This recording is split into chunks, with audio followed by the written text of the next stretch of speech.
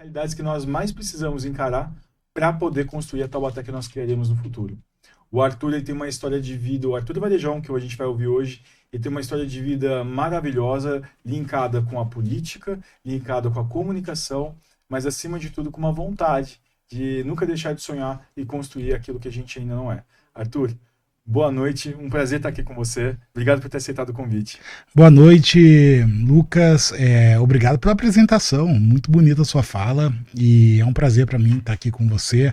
Hoje na posição de entrevistado, né? Você já teve umas 2 vezes no nosso programa sendo entrevistado e sempre é um prazer ter você. É sempre muito legal as colocações que você faz. E hoje aqui estou aberto aí ao que você vier perguntar, ao que você vai entrevistar. E sim, a gente sempre tem uma... Eu não gosto de falar de missão, mas a gente sempre tem uma vocação para algo na vida que vai além do dinheiro, vai além daquilo que a gente trabalha, que é o que a gente quer deixar para a cidade, o que a gente quer deixar como... Quando alguém falar do Arthur Varejão, quando alguém falar do T7, o que a gente quer deixar, que imagem quer deixar? Eu lembro muito do meu pai, que deixou uma imagem, mesmo sem ele querer. E isso também eu quero deixar como legado. Quando meu filho for adulto, ele falar, pô, olha que legal que meu pai fez. Mas não pela vaidade pessoal, Sim. Mas pelo sentimento de missão que eu tenho. E essa missão, isso aí pra gente até contextualizar para quem está nos assistindo, o Arthur, ele é filho de um dos cientistas que veio a ser vítima daquela fatalidade em 2003, se eu não me engano, na base de Alcântara, com o VLS-1, se eu não me engano. VLS-3. 3, perdão. E ele deixou um legado aí para a ciência brasileira, né? Para a ciência aeroespacial, que hoje a gente percebe que todos os países ligados às grandes economias do mundo, elas precisam romper a barreira espacial justamente para ter uma soberania digital, uma soberania da sua comunicação institucional. Isso passa um pouco pela história do nosso querido Arthur. E, Arthur, você então traz essa carga, né, de entender o que a construção da sua família pode ser uma construção também para o Brasil, mas você resolveu fazer essa construção aqui em Taubaté numa área da comunicação. O T7 é hoje um dos instrumentos de comunicação que a gente tem de maior crescimento aqui na região e que mais fala uma linguagem que chega para o que é o ouvinte ou para o que é aquele que quer consumir o que é política local. Como que você chegou nessa resposta de é aqui que eu vou transformar? Não, e isso é interessante porque você falou muito bem. O meu pai, ele foi uma pessoa que ele não é de Taubaté, meu pai é de Vitória no Espírito Santo, família Varejão lá, até conhecida por causa do jogador de basquete, que era primo do meu pai, meu primo também, o Anderson Varejão, e meu pai veio para Taubaté aos 12 anos porque meu avô, ele veio trabalhar na Receita Federal, né? Passou no concurso, veio trabalhar aqui. E o meu pai sempre trabalhou ali no CTA. O que você falou que é muito interessante, eu vou até criar um adendo aqui, é que o projeto aeroespacial do qual meu pai desenvolveu e trabalhava junto a uma equipe muito importante do CTA, é um projeto que conseguiu, é o único projeto da região sul do mundo, ó, pra você ver, o mundo ele tem o hemisfério norte e o hemisfério sul, né? Do sul do mundo que conseguiu lançar um foguete além da atmosfera. Porém, esse foguete não chegou a cumprir o objetivo de lançar o satélite porque houve aquele acidente em 2003, onde faleceram 21 engenheiros, técnicos ali, cientistas do projeto, e meu pai estava ali no meio, infelizmente. Perdi meu pai, mas o legado que ele deixou foi grande. Então, quando vocês passarem ali no Parque de Nações, verem uma foto, Parque César Augusto Varejão, que ele é meu pai, e o motivo dele estar naquele parque é esse, porque ele foi um grande cientista. E quando você nasce numa família que tem esses parâmetros de exigência, e você é educado a entender a sua posição no mundo, que é, você tem que estudar, trabalhar, fazer o bem e deixar o máximo que você pode para as pessoas, poder entrar e sair de qualquer ambiente, poder conectar bastante com as pessoas, a gente está falando de conexão, e eu sempre fui muito ligado à comunicação e também às pessoas, assim, eu sempre, por exemplo, lembra quando a gente foi tomar um café junto? A gente gosta de ouvir as histórias um do outro, a gente gosta muito de conversar, eu sou muito conectado às pessoas. E a comunicação e o T7 me deram essa possibilidade de aproximar as pessoas do mundo que elas vivem. Porque às vezes a gente se sente um pouco alienado, a gente não sabe o que está acontecendo na nossa cidade. E o T7 está cumprindo essa função. Por quê?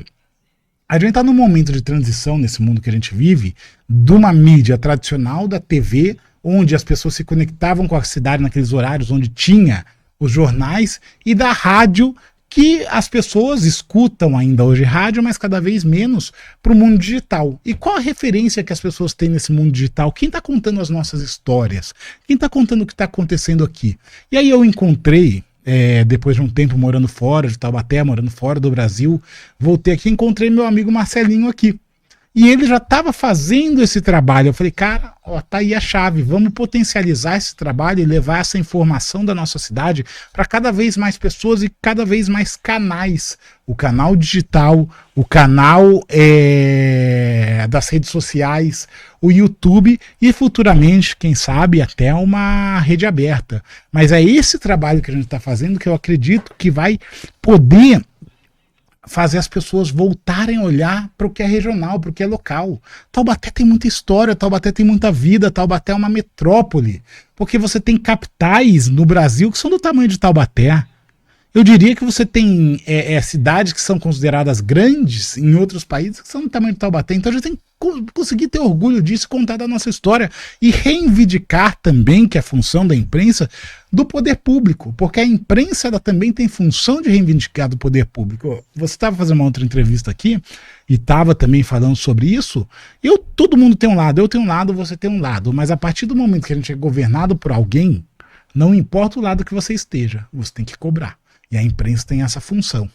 Então eu faço isso com transparência, tento cumprir essa função, e eu tenho um compromisso que eu sinto muito orgulho de ter esse compromisso, que é com a audiência, com a população e com a informação. Arthur, você não é de informação, você não se formou assim, já focado para vir para a mídia, né? A sua formação é qual? Eu sou engenheiro de sistemas, né? O que aconteceu? Quando eu tinha 18 anos, né? É engraçado dizer, né?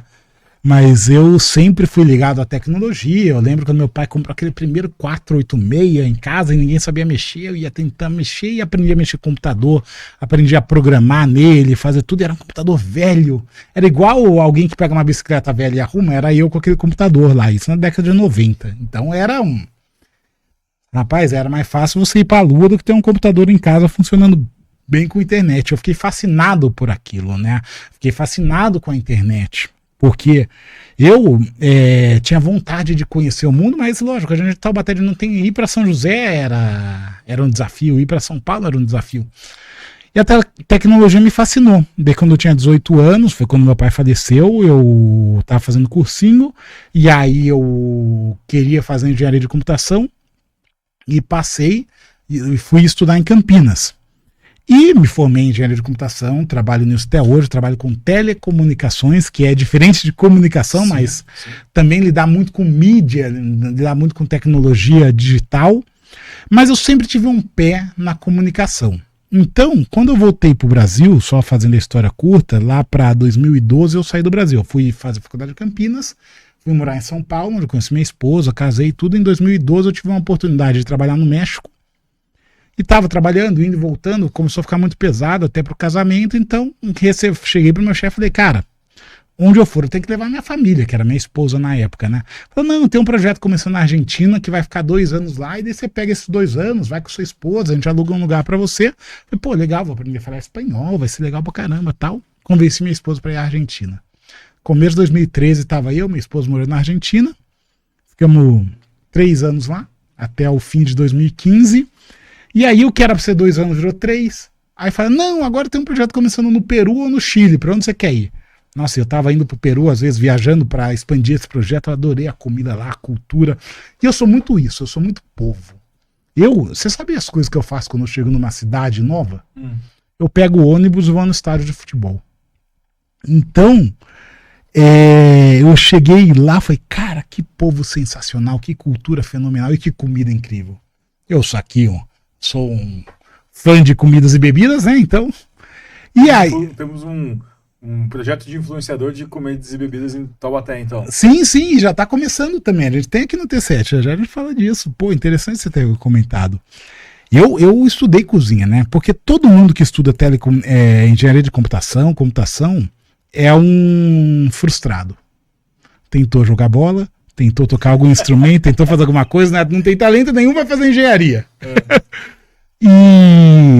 Quando eu estava na Argentina, eu estudei lá no IGA, que tem aqui em Taubaté, que é Instituto Gastronômico Argentino, que é uma das maiores escolas de gastronomia da América Latina.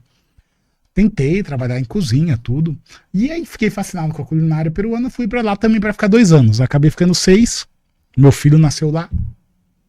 E aí, depois de lá, começou a pandemia, ficou muito dura a situação, queria voltar para o Brasil, mas recebi uma proposta de ir para os Estados Unidos, para atender Porto Rico, que é um território, agora todo mundo sabe, Bad né? Bunny, né? Bad Bunny, né? Nossa, eu ouvi o Bad Bunny em 2021, lá ele estava começando, na época era o Farruko, eram outros, né? Mas lá esse estilo de música era muito famoso lá. Eu fiquei em San Juan quase 1 ano, e foi quando eu falei, puta, tem que voltar para Taubaté. Eu não conseguia ficar longe daqui. Minha esposa é de São Paulo, eu não conseguia ficar longe daqui. Eu falei, pô, com toda aquela circunstância, minha esposa é filha única, eu também já cansado de ficar fora quase 10 anos, falei, vamos voltar ao Brasil, mas vamos voltar para Taubaté. Daí minha esposa até torceu o nariz um pouco, falei, não, mas lá a gente vai conseguir ter uma vida adequada e você vai começar a gostar da cidade. Aí viemos para cá e foi quando começou esse projeto também do T7 e tal.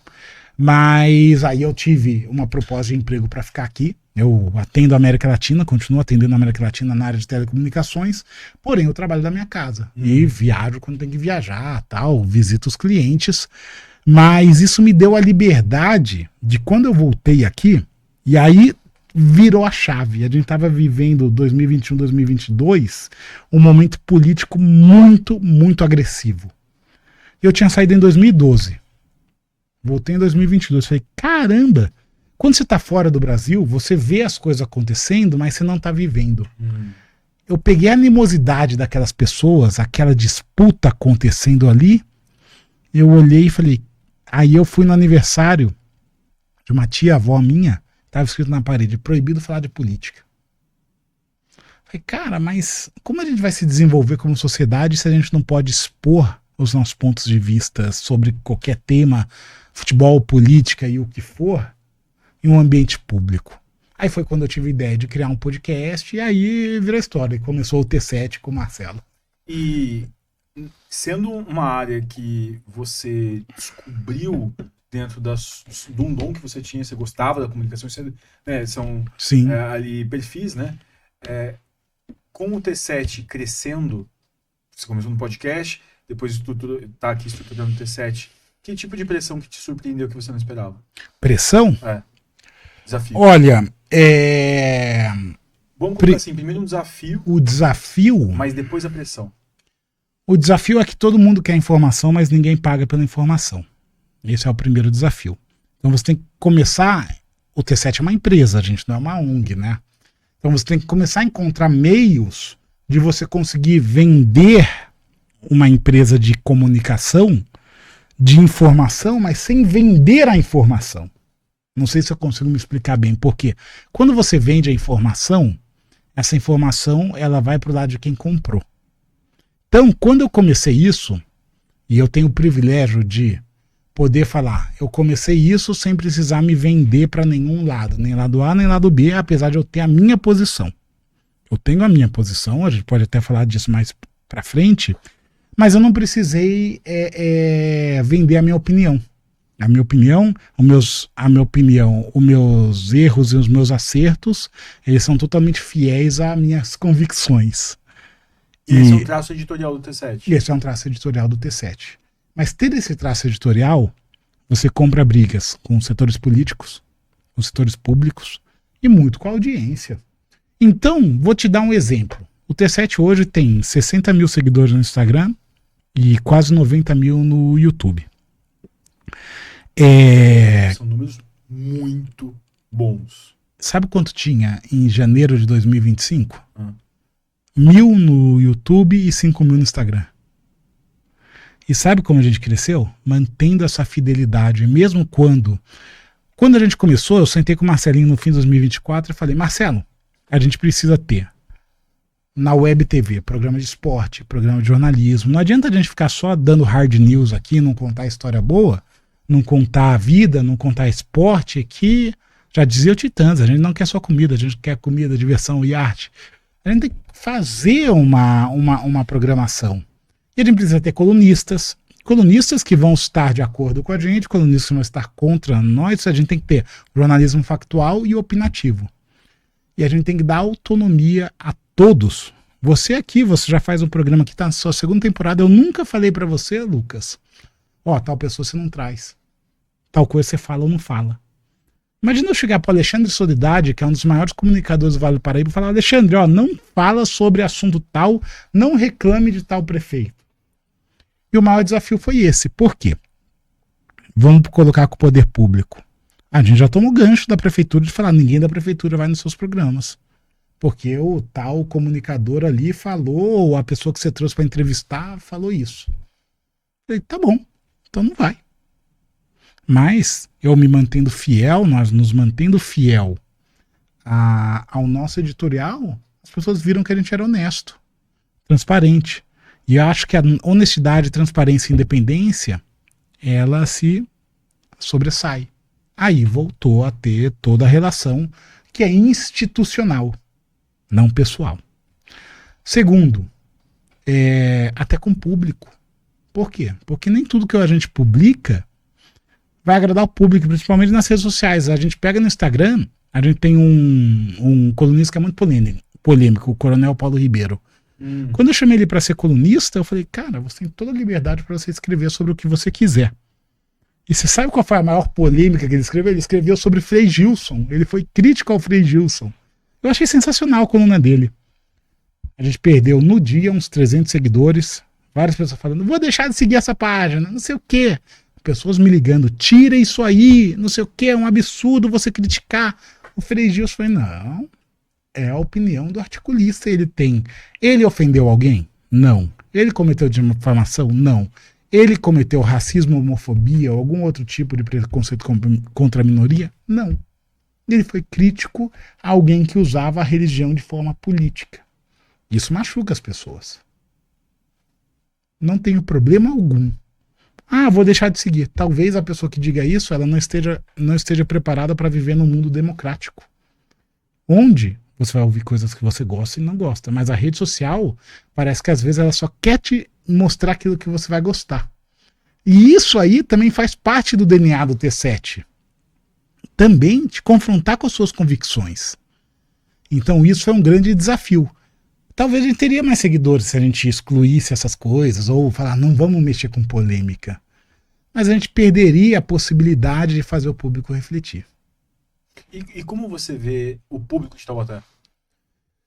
É difícil. É difícil porque é um público acostumado ao oficialismo. Não sei se me faço entender com oficialismo, mas você sempre em Taubaté, tirando o último prefeito, que foi o Saldi, que o oficialismo dele deu 3% dos votos, né? Mas você vai ter sempre as informações indo em direção daquilo que o público gosta de ouvir. É um público conservador, que vota em candidatos sempre conservadores, onde eles vão sempre apoiar não a pessoa, mas apoiar a ideia mais oficial. Então, quando você critica um prefeito, você vai ter uma enxurrada de críticas a você que criticou o prefeito. E Taubaté é muito preso a velhas crenças e a uma elite que parece que já se foi, né? Essa elite ela não traz mais progresso para Taubaté, a elite taubatiana, mas parece que Taubaté ainda fica preso a essas ideias dessa elite que um dia foi. E você desafiar isso é muito complexo. Por exemplo, a gente já fez matérias criticando pessoas dentro de certos clubes, pessoas dentro de certos partidos que não agradou o público, mas a nossa função é informar e criticar. Porque uma imprensa que não é crítica, ela é assessoria de imprensa, ela não é imprensa. Então, Taubaté, eu acho que ainda passa por isso. Você vai ter sempre um 80% oficialista conservador e um 20% mais progressista, mas esse 20% ainda está muito até escondido. Então, essa para mim é a maior dificuldade, porque todas as rádios em Taubaté são oficialistas.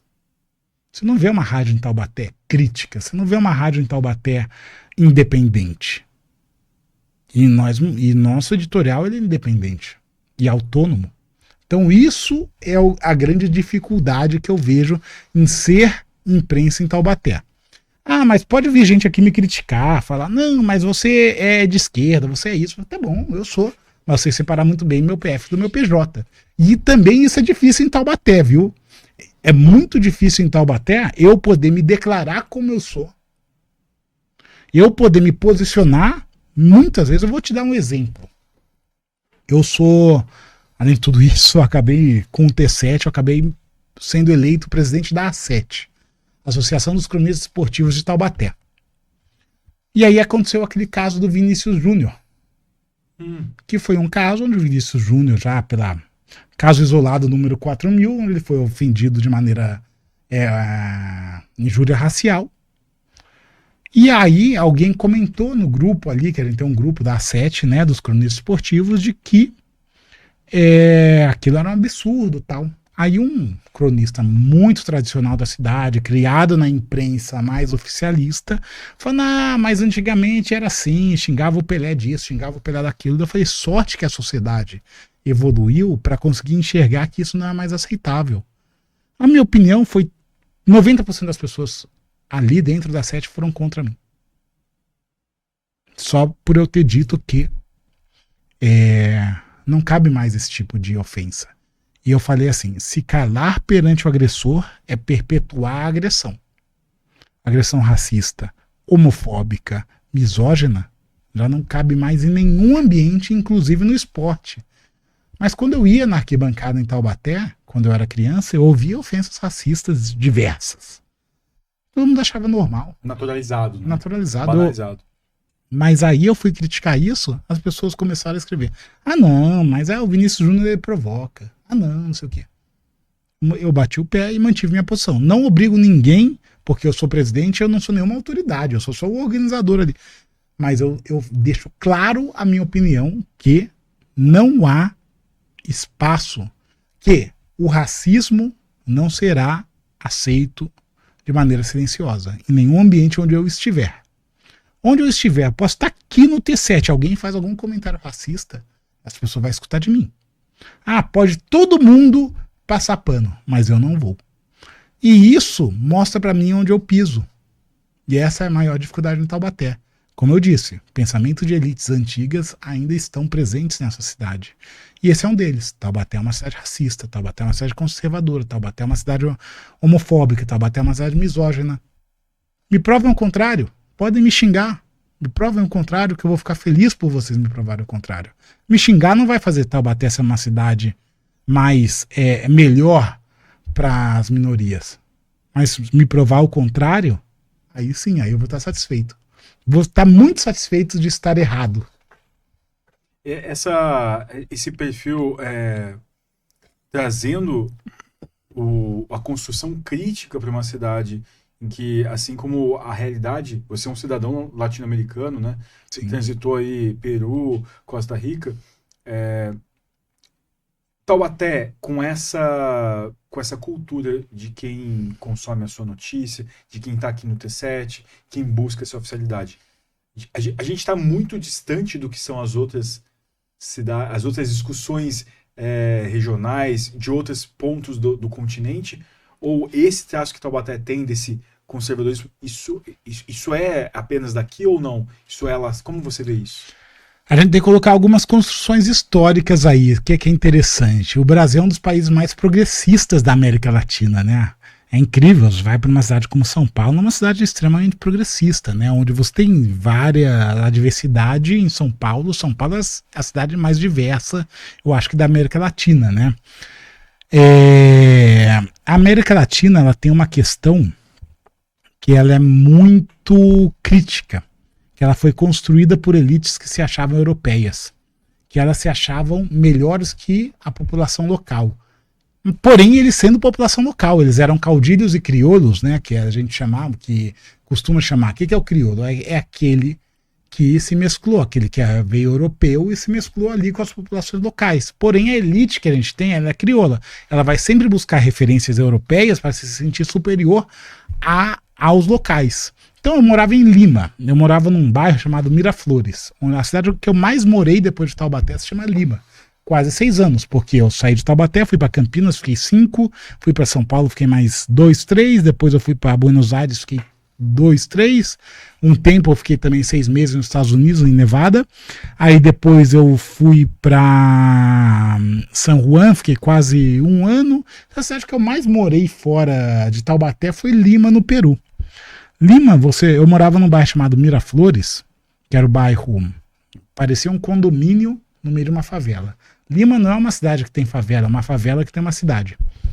Você tem 8 milhões de pessoas lá e 7 milhões vivem naquilo que a gente chama de favela aqui. E 1 milhão no máximo vive numa situação um pouco melhor, né? Para você ter uma ideia, Miraflores, 5 dos 50 melhores restaurantes do mundo estão em Miraflores. É uma região extremamente rica, é uma região onde todo canteiro é um jardim, onde a cada 5 quadras você tem um parque. É você morar num condomínio aberto, assim, é incrível. Minha esposa, depois a gente saiu de lá, foi morar nos Estados Unidos, ela falou, eu vivia melhor em Miraflores, em Lima, né? Porém, o Peru, a formação lá se você é um pouco mais branco, mais europeu, você está numa classe dominante e 95% da sociedade do resto está numa situação precaríssima. E é muito precária, é muito mais precária. A desigualdade lá é muito maior e reflete a desigualdade que a gente tem em toda a América Latina, onde a gente tem esses caudilhos e herdeiros desses caudilhos, dessa elite mais europeia que domina todo o resto da população que trabalha para eles. Porém, no Brasil, a gente já tem um cenário, Brasil e Argentina um pouco, a gente já tem um cenário de emancipação. E Uruguai, mas o Uruguai é pequeno. Que é a população, minha mãe nordestina, meu pai realmente branco, descendente de italiano, tal, que a população que está nessa parte, na base da pirâmide, já está dizendo, não, eu não tenho que fazer reverência a essa elite de nome, sobrenome, descendência europeia, passaporte europeu. Eu tenho que criar minha própria cultura e me orgulhar disso. Que é o que a gente chama daquela síndrome de vira-lata que a gente tem, mas está se rebelando contra isso, que é o cachorrinho caramelo, né? Que a gente tem orgulho de ser o cachorrinho caramelo. Mas em países como Peru, Chile, México, tanto, essa base da sociedade ainda reverencia o topo da sociedade. Está faltando essa quebra, essa emancipação, que no Brasil a gente está começando a ter consciência, mas em outros lugares não. O sonho de um colombiano, de um peruano, de um venezuelano é pegar o avião e morar em Miami, que é o sonho de muito brasileiro também, né? Mas não é o meu. Você acha que a sua motivação então seria emancipar Taubaté? Seria emancipar Taubaté, fazer com que a gente faz jogo do amador, cara, aqui no T7. Faz jogo do amador. Para que o pessoal que joga em bola se veja, se sinta importante. Eles são importantes, os bairros são importantes. Os bairros são mais importantes do que o clube no centro da cidade. É isso, a mão de obra trabalhadora, quem faz a cidade ser rica, como Taubaté é uma cidade rica. Apesar de ser uma cidade decadente na parte pública, é uma cidade que progride economicamente. São duas coisas diferentes. A gente tem um setor público, uma prefeitura quebrada, falida, mas a gente tem um PIB per capita, uma renda alta em Taubaté. E quem traz essa renda alta? Não é o bairro nobre. Você quer ir numa cidade boa, você vê a qualidade de sua periferia. Você já ouviu isso desde criança, Taubaté não tem favela, né? Essa lenda urbana, né? Essa lenda urbana. Eu diria que Taubaté não tem favela de barraco. Mas Taubaté tem bairros que podem parecer favela, mas você vê asfaltado e tal. Então você vê a qualidade das periferias de Taubaté. Você vai para os bairros mais periféricos, você tem asfalto, saneamento básico, escola, tudo. E tem cidades, os lugares do Brasil, da América Latina, que você vê um centro lindo, interessante, importante e tal, Mas você vai para as periferias e fala, cara, não dá para viver aqui. Então, quando você quer ver a qualidade de uma cidade, você vê pela periferia ao centro, não do centro para a periferia, porque é muito fácil você ir para o centro de uma cidade, sei lá, você vai para Salvador, Recife, Fortaleza, no centro, lá é lindo, mas as periferias ainda são muito pobres. Então, quando você vai fazer essa cidade ficar melhor? Não quando o centro fique mais rico, mas sim quando as periferias consigam ter uma qualidade de vida digna. E eu vejo que Taubaté tem isso. Mas o povo de Taubaté, das periferias, eles têm que ter mais voz, tem que ter mais acessos, tem que ter um sistema de transporte público melhor. O transporte público em Taubaté é horrível, é um dos piores que eu conheço. Tem que ter, hoje a gente está tendo muita enchente nesses lugares, então a gente tem que retratar isso aí, para que Taubaté comece a reivindicar o que é de direito dessa população. Porque quem faz Taubaté ser rico não é o empresariado de Taubaté, é a mão de obra industrial, a mão de obra comercial que está nas periferias. Porque Taubaté é pujante pela indústria, pelo comércio. Não porque tem gado, não tem nada disso. Essa parte é pela indústria, comércio e serviço. E de resto é muito pouco e pequeno, que diferente de outras cidades que tem um setor muito forte, que remunera muito pouca gente, que fica muito rica, e uma população muito pobre. Você trouxe dois pontos que eu achei interessantes. O primeiro Taubaté tem uma cidade rica, mas a coisa pública que está enfraquecida. E a gente não tem como olhar uma cidade conservadora, tradicionalmente conservadora, e achar que houve alguma influência política que não fosse dada pela própria elite, né? Então, primeiro ponto, para você, a crise taubatiana é uma crise da sua própria elite. E segundo, como despertar, emancipar essa consciência de o que é a cultura, quem que é o taubatiano, né, que está ali se preocupando com a cidade, que ele não tem dinheiro para ir gastar em São Paulo, vai ter que gastar aqui. Então é o cara que vai ficar aqui. Mas, ainda mais em um momento de pós-verdade, como não ser um Dom Quixote? Olha que pergunta interessante. A gente tem uma cidade de uma elite decadente, né? A gente fica falando de Monteiro Lobato, e se você pegar os nomes de ruas do centro de Taubaté, Matos, Marcondes, Guizar, tudo, e se você pegar o clube, vai pegar os nomes de presidentes desses clubes, tal, são... O Taubaté Country Club. Que é o único, né, que sobrou. Eu não sei mais se a associação ainda funciona. Funciona, mas tá bem quebrada, né? Mas é uma pena, né? Mas os clubes eram ambientes sociais, né? Que traziam a convivência e a troca de ideias, né? Mas de qualquer forma, Taubaté, a política, ela se decaiu junto da elite taubatiana, né? Porque você vai pegar, se você pegar os nomes de prefeitos, você vai ver que todos eles são de uma antiga elite ou de relação com essa antiga elite de Taubaté, que foi decaindo, que foi perdendo a capacidade de trazer novidades para a cidade de Taubaté, que criaram uma universidade que barra a evolução de outras universidades, que trouxeram uma indústria incipiente que barrou por certo tempo o desenvolvimento de outras indústrias. E fomos ultrapassados por outras cidades onde você teve uma migração muito maior. Porque a imigração, o conservador, ele tem medo da imigração. Mas eu lembro quando eu era pequeno, você já ouviu isso. Não, São José não é uma cidade boa, porque São José é uma cidade de mineiro, né? Nossa, como eu vi isso. Mas olha a mentalidade que ele vem, o imigrante, ele traz a reflexão para a cidade, porque ele traz o dinheiro novo. Ele traz a busca pelo dinheiro novo. Talvez o dinheiro não venha, mas pelo menos ele traz a busca. Porque o que o imigrante vem fazer numa cidade? Buscar uma vida melhor. Então você teve em São José dos Campos esse desenvolvimento de uma população que veio de outros lugares e desenvolveu a cidade. Taubaté teve em certo momento isso, mas depois estacionou. E ficou uma elite que não se foi substituída por uma elite por uma mentalidade nova.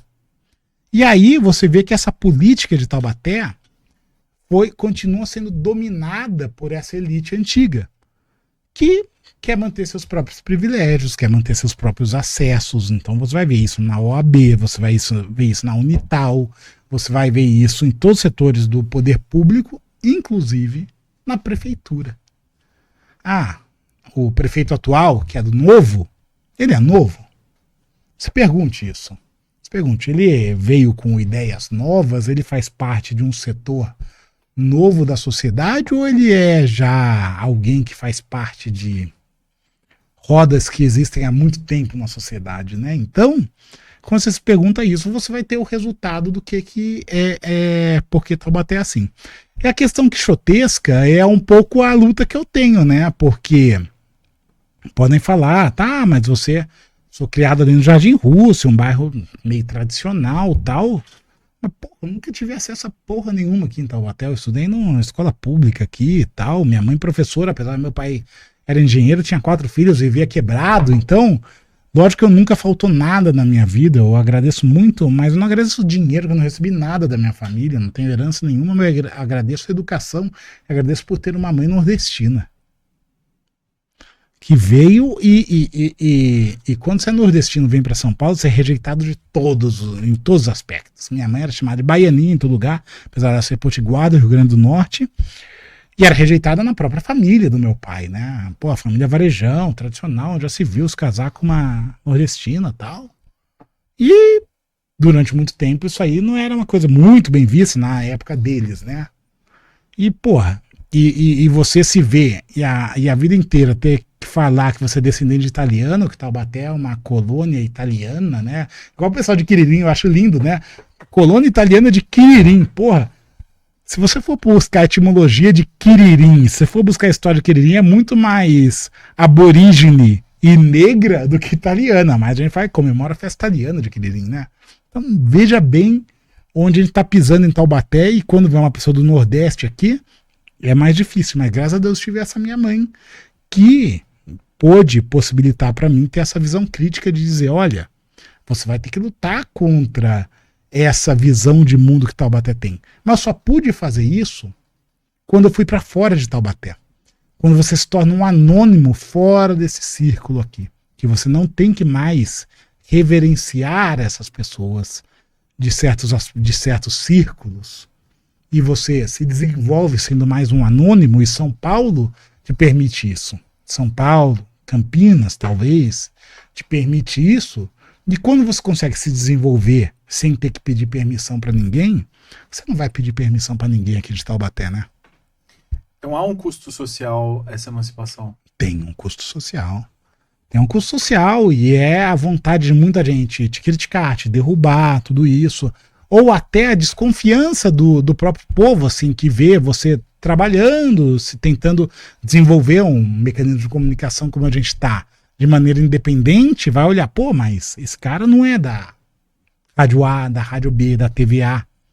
Esse cara não tá com esse pessoal. Então tem uma desconfiança inicial, mas quando eles veem o compromisso que a gente tem com a informação e com a audiência, eles vão perceber que, olha, esse cara não tem rabo preso com essa galera e não tá ali para agradar ninguém. Mas esse pessoal desse ciclo da elite Taubaté vai te criticar sempre. Sempre, porque eles têm o poder, eles nunca vão abrir mão desse poder, eles não vão te dar esse acesso.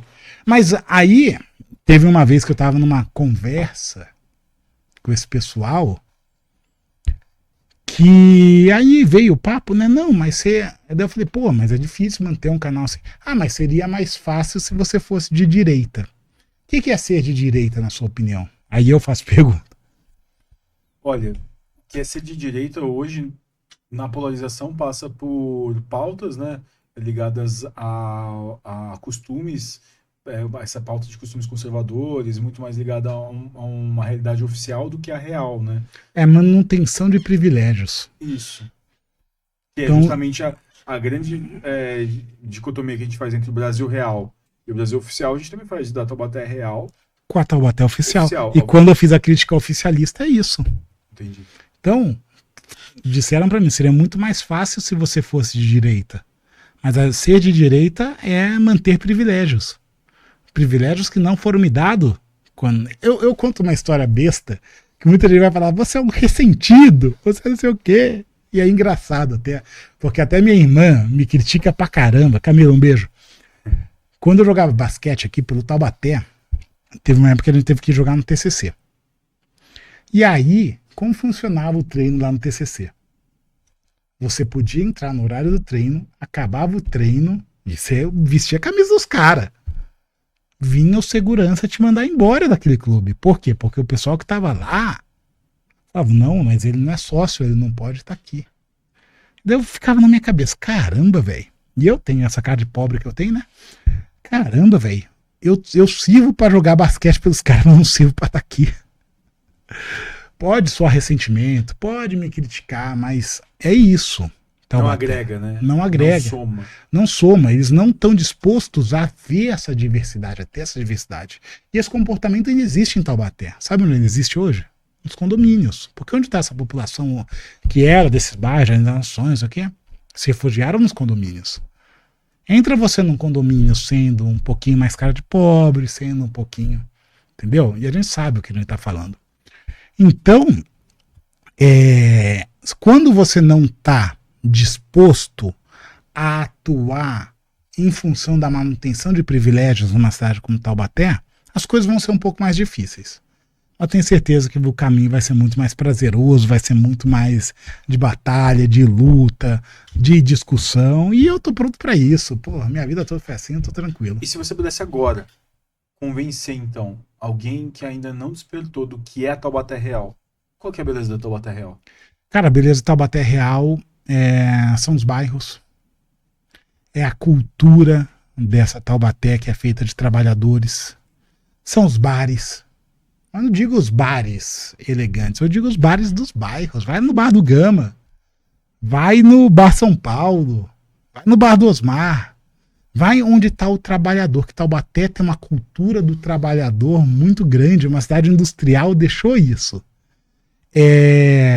Taubaté tem muito que tentaram apagar, tem muito samba em Taubaté. Pô, a gente viu o carnaval agora, voltou o carnaval. A Taubaté é de uma cultura não oficial, que tenta brigar com essa cultura oficial, porque você vai ver o taubatiano, ele tá sempre ali se orgulhando do Monteiro Lobato. Mas debaixo do Monteiro Lobato tem muita cultura que vem dessa mescla de populações originais que a gente tem na nossa cidade, que é muito bonita. Vai num samba lá da Munique, lá na Imperatriz do Morro. Vai lá ver como é que é. Essa Taubaté é muito bonita. E essa Taubaté é muito real. A Taubaté dos bairros é muito legal e é muito real.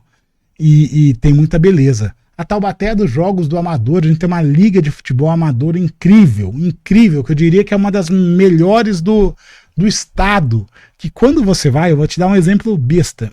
Eu mesmo, quando eu era criança, eu ia ver jogo do 15 lá no Chafariz. E não tinha muita noção. Mas, cara, Taubaté falta lazer nos bairros. Mas quando você vai no jogo do amador, você vê. A primeira coisa que você sente é aquele cheiro de mato queimando, mesmo em época de chuva. E aí, mas você vê adulto, família, criança, velho, gente que tá ali naquele bairro há umas 15 gerações ali, torcendo para aquele time, e aquele campo vira um centro de entretenimento, que quando acaba o jogo tem o samba, tem o churrasco. Essa é uma Taubaté muito interessante. Mas por que aquele time sobrevive? Aquele time sobrevive com aquela torcida, não só pelo futebol, mas sim pelo espaço de lazer e entretenimento que falta na nossa cidade. Porque a gente não cuida bem dos nossos espaços de lazer e entretenimento. Onde a família vai no fim de semana, uma família trabalhadora que mora nos bairros? Vai nesse jogo de futebol. Então, pô, tem dia que a gente faz um jogo do Taubaté pela Série A2, que vai 300 pessoas, mas aí domingo a gente faz um jogo da Liga Amadora de Futebol que tem 2.000 pessoas, cara. Olha. Então essa Taubaté é linda, cara. Essa Taubaté, e essa cultura é muito bonita. Então quando a gente passa a valorizar isso, você tem mais orgulho ainda de ser taubatiano. E para quem não vive essa Taubaté real, por mais que a gente coloque essa pessoa em contato, eu acho que o T7 faz muito bem isso, ainda passa por uma outra dificuldade, que é a pessoa ter Tem até aquele vídeo de um professor até fazendo uma fala numa comissão no Congresso, em que ele fala ele traz dos indígenas, das populações tradicionais, que talvez eles nem tenham visto o que eram as caravelas, porque eles não tinham cognição, né? Esse vídeo é maravilhoso, né? Para entender o que era aquilo. O que era aquilo. Então, Arthur, você quer trazer uma emancipação, mas talvez ela também precise ser uma emancipação mental, né? De perfil, de cognição. Como você acha que a gente vai conquistar isso? Novamente, o taubatiano ele tem orgulho do Monteiro Lobato, Hebe Camargo e Cid Moreira, mas nenhum desses era dos bairros.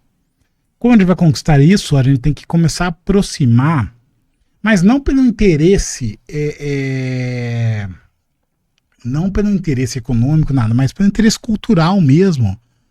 Trazer essa população para ocupar a cidade. Taubaté tem um problema de ocupação de cidade. Eu ouvi você falando ali com Danguesburg, que é uma coisa muito legal, que é o Natal que teve no centro da cidade. Eu sou uma pessoa muito crítica ao governo atual, isso aí não tem problema nenhum, mas é uma coisa muito legal que voltou a ter. A gente tem que voltar a trazer os bairros para o centro da cidade. Fazer as pessoas conviverem. Por quê? Porque o centro da cidade, com as pessoas do bairro e as pessoas... você vai trazer essa convivência entre essas pessoas que vai voltar a ter valor. O bairro vai ver o centro vai ver o bairro. Aí você vai começar a fazer essas pessoas se entenderem. A gente precisa usar mais a cidade. Ter uma manutenção muito melhor nos espaços públicos urbanos. Eu, por exemplo, sabe onde eu, apesar de não parecer, eu sou uma pessoa que faz corrida todos os dias. Aí esse fim de semana eu fui deixar meu filho lá no curso que ele faz, aí eu e minha esposa a gente foi correr ali na Eletro. Cara, eu achei aquilo sensacional. Nova Havan, né? Nova Havan, Praça da Havan agora. Posso ser muito crítico, até o papagaio lá da Havan, mas aquela praça ficou bonita. Tinha gente. A gente tem que voltar a ocupar os espaços públicos. Quando a gente volta a ocupar os espaços públicos e as pessoas voltam a conviver, você tira a resistência cultural entre uma e outra. A mesma resistência que você tem entre as pessoas que vão no jogo do Taubaté e não vão do Amador, porque só tem maluco, só tem briga, só tem maconha. Não, tem família. Família parecida com a sua. Família de pessoas trabalhadoras. Então essa convivência vai voltar a fazer as pessoas enxergarem Taubaté como um espaço de todos. E a partir daí eu acho que a população pode voltar a ter mais orgulho da cidade, e a partir do momento que tem mais orgulho, passa a valorizar e passa novamente a querer desenvolver a cidade. Porque durante muito tempo eu ouvia dizer que, se você quer ir para um lugar bom, você tem que ir para São José. Você quer se divertir, você tem que ir para São Paulo. Isso até hoje, né? Gente, isso até hoje. Até Mas hoje. por que a gente não consegue? Eu vou dar um exemplo bobo. Você conhece a festa do arroz de Tremembé? Sim. Que festa boa. Festa maravilhosa. Por que Taubaté não consegue fazer uma festa assim? Sim. Festa de Quiririm? A esquecida da Festa da Imaculada. Esquecida a Festa da Imaculada, porque ele não consegue valorizar essa Festa da Imaculada. E é o que eu estou dizendo, fazer a população voltar a ocupar o espaço público. Isso aí vai trazer um novo sentido para o que é ser taubatiano. E aí, a partir daí, todo mundo vai conseguir se enxergar e querendo melhorar a nossa cidade, trazendo essa emancipação. Por quê? Você só vai trazer essa emancipação para o povo dizer, eu quero melhorar Taubaté, mas sendo o que eu sou. Desde que você consiga se ver representado. Onde essa população de periferia consegue se ver representada, como eu estava dizendo? No futebol amador. Mas, numa festa da Imaculada, cara. Onde você tem a cultura ali local, das figureiras, a cultura do folclore taubatiano, quase nada mais tão autêntico quanto aquele folclore, sendo desenvolvido ali. E aí, esse cara, essa criança que está ali vendo, vai falar, isso é feito na minha cidade. Isso é feito por mim, isso tem valor. E aí você vai começar a trazer. Eu dou um exemplo besta. Ano passado eu fui para Salvador no São João. Meu filho tem 8 anos hoje, ele estava com 7 anos, né? A gente conseguiu pegar uma promoção de passagem, como eu viajo ao trabalho, consegui pegar umas milhas lá e vamos para Salvador. Cara, tava chovendo. E nem era carnaval, a gente foi no Pelourinho. Cara, tinha todo tipo de povo lá debaixo de uma chuva curtindo um forró meio baiano com guitarra, com aquela guitarra baiana tocando das 6 da tarde até meia-noite. E um monte de criança, o meu filho sozinho lá, a gente olhando lá a banda e meu filho brincando com as outras crianças ali na praça pública. Quando foi a última vez que você viu isso em Taubaté? Aí você fala, Salvador é uma das cidades mais violentas do Brasil, não sei o que, jamais faria isso. Quantas vezes você ouve falar isso? Direto. Não aconteceu nada, foi lindo. Tinha turista, mas tinha muita gente de lá. E eu vi de várias classes sociais. Falei, caramba, eles usam o espaço público. Aí quando você fala pra alguém assim, vamos dar uma volta na Santa Terezinha, o cara fala, não vou não, só tem maluco lá, é perigoso. E para projeto de Taubaté do futuro, projeto, inclusive, interessante, porque você vê, por mais que a gente tenha, pelo que eu entendi, uma linha crítica aqui de olhar a sociedade, foi, por exemplo, o atual governo que tentou trazer de novo Natal, enfim, lógico, dada a adaptação ali de tempo, temperatura e pressão, mas foi um governo tido como conservador que começou a gente precisa voltar a ter orgulho de Taubaté, a gente precisa voltar a usar o espaço público. Isso. Isso te surpreende? Como que você vê isso? Olha, a gente tem que reencontrar as nossas vocações. Eu acho que Taubaté tem 3 vocações. A vocação educacional, intelectual, cultural, a vocação econômica e a vocação para o turismo. A gente tem que conseguir encontrar esses 3 pontos aí da cidade. A vocação educacional, eu acho que a gente tem que fazer uma reforma na Unital, ou trazer uma competição à altura para ela, ou federalizar, ou fazer alguma coisa que ela volte a crescer e atrair gente de outros lugares para vir estudar aqui. Porque hoje, o que atrai na Unital, acho que é só medicina e direito, talvez. Mas a Unital, que já chegou a ter, acho que 17 mil alunos, eu não sei como está hoje, mas não sei se passa de 6 mil. Então a gente precisa voltar a trazer jovens para estudar na universidade daqui, seja a Unital ou seja alguma outra universidade, porque isso traz ideias novas. Traz um respiro para a cidade e traz mão de obra qualificada para trabalhar naquilo que a gente quer desenvolver aqui na nossa cidade. Cultural e intelectual também a gente tem que produzir. E o T7, eu acho que a gente ajuda muito nisso. A gente tem que produzir nossa história, nossa mitologia, nossos personagens. A gente tem que ter orgulho deles, a gente tem que voltar a falar deles, como a gente já teve o Monteiro Lobato há um século atrás. A gente tem que voltar a produzir isso com, por exemplo, você é um apresentador de um programa aqui no T7 e amanhã você pode ter uma boa audiência, a gente tem que produzir os nossos influencers, as nossas referências para as novas gerações. E hoje hoje a gente tem preconceito com o influencer, mas há um século atrás o influencer era o escritor. Sim. Então hoje o influencer é o que está no meio digital e eu acho que a gente tem que produzir isso, a gente tem que ter um incentivo para isso. Então isso vai na parte cultural, intelectual e educacional, que a gente tem que voltar a ter essa vocação que a gente sempre teve. Depois na parte econômica, Taubaté requer uma indústria forte. Taubaté, apesar de ser uma cidade rica, é uma cidade cara, pelo equipamento público que a gente tem. Que a partir do momento que a cidade deixa de arrecadar, ela perde hospital, ela perde... Os bairros vão ficando menos cuidado. E qual que é a melhor qualidade de arrecadação que você tem? É na indústria. Porque uma indústria que vem, ela traz funcionários que recebem bons salários e bons benefícios. Às vezes as pessoas falam assim, mas um Uber ganha mais do que um peão de fábrica. Ganha, mas ele não ganha 13º, FGTS, INSS e plano de saúde. E você ter 40 mil pessoas com plano de saúde numa cidade, você tem 2, 3 hospitais a mais. Que você deixou de ter nesses últimos anos. São Lucas faliu e estão construindo um novo hospital, mas então Taubaté precisa de indústria, a gente não pode prescindir da indústria que a gente já teve, a gente tem que voltar a desenvolver tendo indústria. Você vê que Pindamonhangaba, a Itachi está construindo lá. Sim. Forte agora, né? Você vai ver o desenvolvimento que vai ter a cidade, porque quando você tem uma base econômica baseada na indústria, você tem uma qualidade melhor do consumo e você tem um excedente. Por quê? O cara que ele tem um plano de saúde, ele não gasta com saúde. E ele tem um hospital melhor. E que é a saúde complementar. Então a indústria traz essa possibilidade, então a gente tem que voltar a focar nisso. E eu acho que o turismo em Taubaté tem muito para se desenvolver. Um turismo cultural, um turismo de gente que conte as nossas histórias, uma Vila Santo Aleixo, um parque ali do Monteiro Lobato, um parque ali do Itaim. Que você precisa trazer gente do Brasil inteiro nesse momento? Não, mas você precisa trazer gente que está indo para Aparecida que pare aqui, que fique num hotel aqui e dê uma volta aqui. Se essa pessoa vem aqui dar uma volta aqui, ela vai em restaurante daqui. Vai começar a levar o ticket médio dos restaurantes do comércio. Entendeu? E a gente tem cultura para trazer esse turista, mas os nossos equipamentos estão muito mal cuidados. Então eu vejo nesses 3 vieses que a gente tem uma possibilidade de Taubaté continuar sendo uma cidade de um tamanho médio, acolhedora e uma cidade que progride a partir da qualidade do consumo, que é a partir da qualidade do emprego.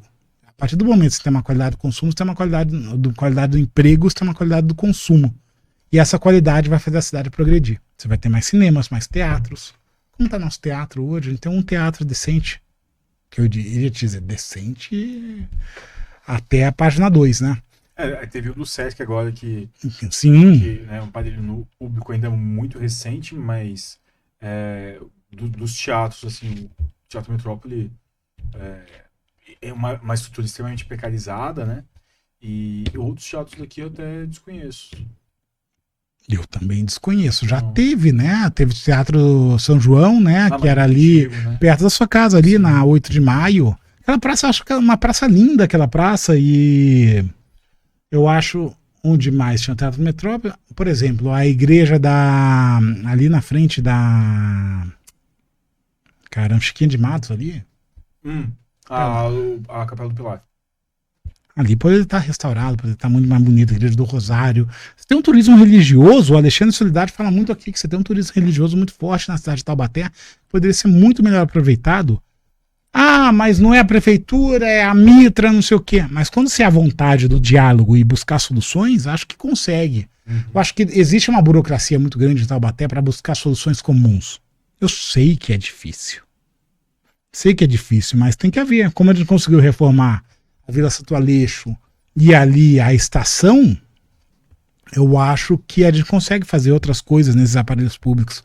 Mas mesmo com a Vila Santo Aleixo e a estação de trem ali na frente da rodoviária, que aquele parque na frente da rodoviária ficou bonito ali de novo. Eu esqueci o nome daquele parque, tem um obelisco. O professor Barbosa Oliveira, não é? Barbosa Oliveira, tem um obelisco bonito ali.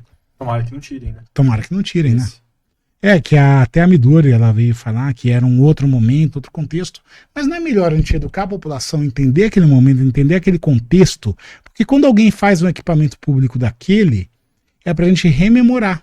Sim. Pra gente entender, pô, olha que há 100 anos atrás alguém teve essa ideia de fazer isso. A mesma coisa ali na Praça de 8 de Maio, que você tem como se chama? Uma escultura ali para os pracinhas Sim. da cidade de Taubaté. Quem sabe que teve pracinha na cidade de Taubaté? Inclusive no cemitério municipal há um mausoléu para os praças.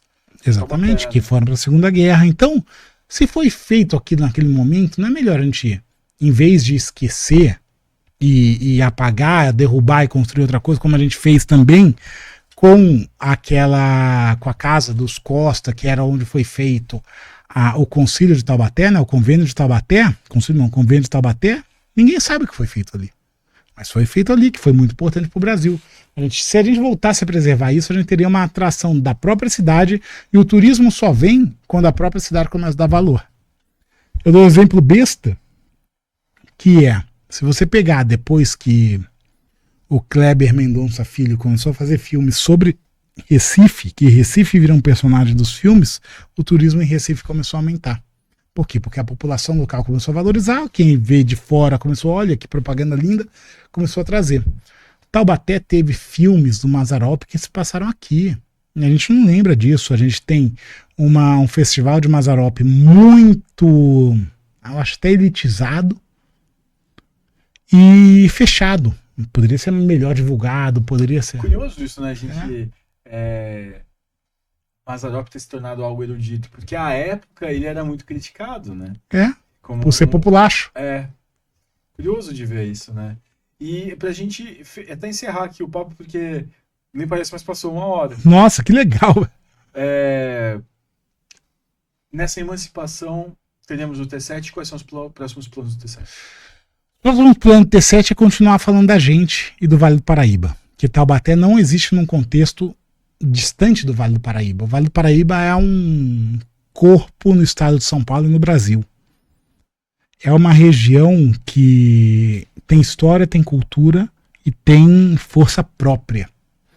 Eu não sei se você já percebeu, às vezes quando eu fui morar em Campinas, as pessoas falavam assim, eu sou do interior, eu sou do Vale. De onde você é? Eu sou do Vale. Ele não é do interior, a gente é do Vale, ele tem uma força própria. E Taubaté é parte dessa força do Vale do Paraíba. E essa força é tecnológica, essa força é cultural, porque poucas regiões no Brasil têm esse poder cultural e esse poder tecnológico que podem olhar para trás, ter história e olhar para frente, ter futuro. Não, mas os planos do T7.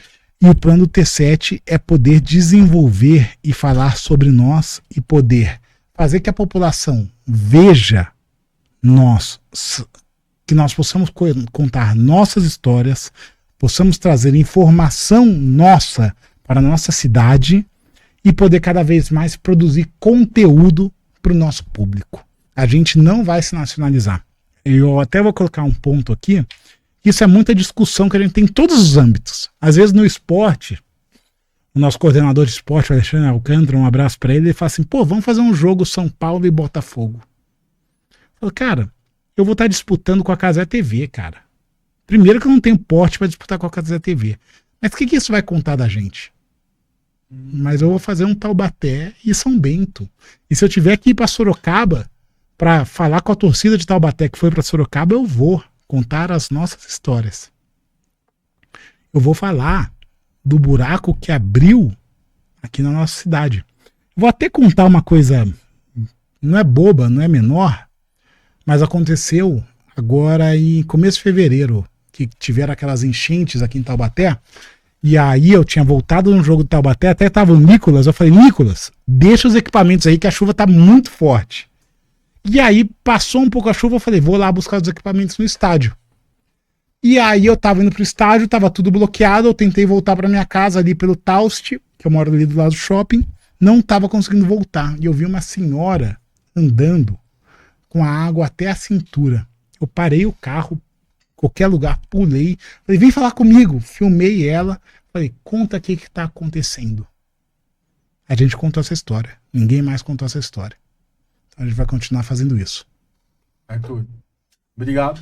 Obrigado por aceitar primeiro o convite para estar desse lado aí sendo ouvido. Mas obrigado por manter essa visão que eu acredito que veio da sua família, né? De deixar o legado na construção. Se é uma construção de Brasil, quando do seu pai na ciência e tecnologia, se é uma construção de refortalecimento regional de uma região que hoje mais violenta, hoje aqui já foi mais pujante, mas não é. Deixar essa construção aqui. Então, obrigado. Agradeço aí até pelo programa, tá no T7. E desculpa se eu fui muito caótico, se eu fui. Né, eu tenho TDAH, cara. A minha cabeça vai para 10 lugares diferentes. Imagina, o mais interessante acho que dessa conversa é poder ouvir quem está por trás, na verdade, do crescimento aqui do T7 e entender para onde o T7 está querendo fazer crescer Taubaté, né? Então, eu te agradeço muito, agradeço o Marcelinho, a todo o T7, e quer mandar uma boa noite? Eu queria agradecer a você, Lucas, que você é uma pessoa que soma muito ao T7 e sempre continue com a sua vontade também de comunicar, que você tem muito a comunicar para nossa cidade e tem uma mensagem muito bonita de conciliação. Você é um advogado e você é um advogado que eu percebo que é um advogado que quer trabalhar na área pública para trazer a vontade da população ser escutada pelo poder público. Então isso, seu trabalho é muito importante e você está fazendo através da conexão e escutando histórias de pessoas. E a minha a Taubaté Real. Então traga mais pessoas que tenham histórias reais para contar. Você já trouxe gente aqui muito interessante, continue trazendo. E eu te agradeço. E foi uma experiência muito legal ser entrevistado. Não é comum para mim. E eu peço desculpas se eu fui muito caótico novamente. Não, mas agradeço. Gente, com essa riqueza de propósito de vida, essa riqueza de propósito para a nossa cidade, para a nossa comunidade. A gente se reencontrar no centro, sair do celular, um olhar para a cara do outro, a gente se reconectar com a nossa própria identidade. Esse, como vocês ouviram aqui, é o Arthur, ele é muito do T7 e esse é o propósito do Arthur e, por que não, do T7. Uma cidade que se reconecte com a sua própria cultura, que reaprendamos a ser comunidade para a gente ir para o futuro com uma Taubaté menos oficial, uma Taubaté mais real. Obrigado você, obrigado Taubaté, boa noite T7, até semana que vem. Boa noite.